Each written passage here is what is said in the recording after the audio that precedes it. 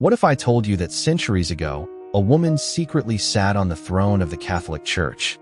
A woman who led millions with wisdom and compassion, yet her name was erased from history. This is the story of Pope Joan, the forgotten pontiff. The legend begins in the 9th century, a time of deep faith but great turmoil. The Church held immense power, yet knowledge was tightly guarded. Only men were allowed to preach, study, and rise through the ranks.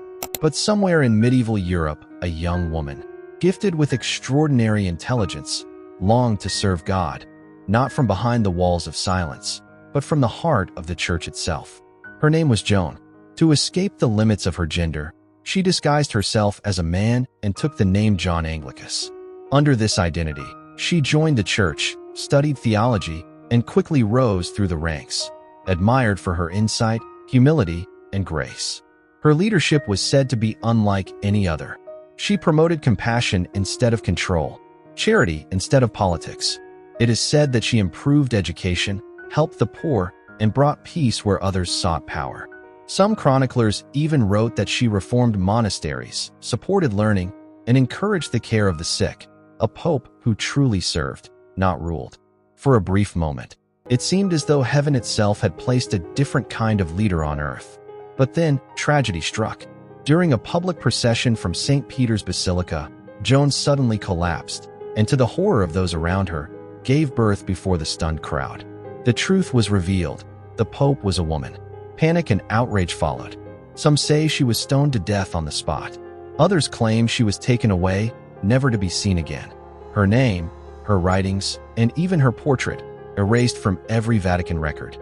Was she real? Or just a myth born out of fear, faith, and imagination? For centuries, her story refused to die. Medieval manuscripts, European legends, and even early church art hinted at her existence. Some pilgrims once claimed to have seen her statue among other popes, later removed. Even today, the Vatican officially denies she ever existed. They call her tale a medieval fable, created to mock the Church. But others, historians, theologians, and believers, see her as something more, a symbol of courage, a testament to truth, a reminder that leadership is not defined by gender, but by heart. Maybe Pope Joan was never crowned in Rome. Maybe she lived only in legend.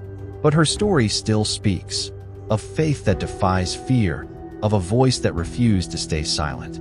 If she truly lived, her vision would have changed history. A church led not by power, but by compassion. So who was she? A real woman erased by time, or a myth that refused to die? Perhaps the answer lies not in history books, but in the hearts of those who still believe that truth, no matter how buried, always finds its way to light.